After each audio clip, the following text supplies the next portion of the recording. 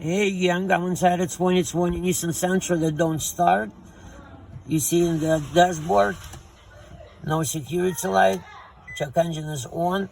The code that I'm drawing from the ECM is this one, immobilizer code. And it don't clear. Also, the key is okay. The body computer shows no codes. This is a failed ECM. We're going to get an ECM, program it, and hopefully it's going to be the end of it. Thank you.